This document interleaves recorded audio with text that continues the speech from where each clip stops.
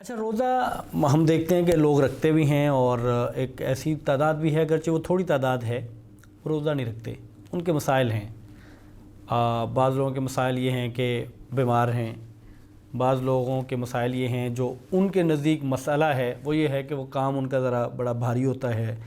تو روزے کا حکم کیا ہے؟ کیا اس میں گنجائش ہے؟ کوئی اگر چھوڑنا چاہے چھوڑ سکتا ہے یا گنجائش نہیں ہے؟ جی، روزے کی دو قسمیں ہیں۔ ایک روزہ ہے جو فرضی ہے، جو رمضان کا روزہ ہے، اور ایک ہوتا ہے نفلی روزہ۔ جو رمضان کے روزے ہیں وہ ہر مسلمان عاقل اور بالغ انسان پر فرض ہیں۔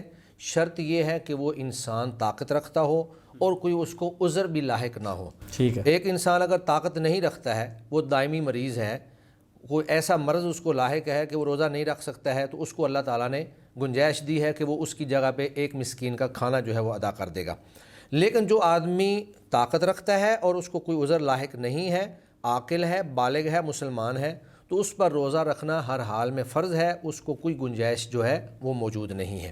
باقی نفلی روزے ہیں، تو نفلی روزے، نفلی کا مطلب ہی یہ ہوتا ہے کہ وہ آپ رکھنا چاہیں تو رکھ لیں، نہ رکھنا چاہیں تو نہ رکھیں، لیکن فضیلت ان کی بھی بہرحال موجود ہے، جیسے سوموار کا روزہ ہے، جمعرات کا روزہ ہے، یا اسی طرح ایام عاشورہ کے روزے ہیں یا محرم کے روزے ہیں۔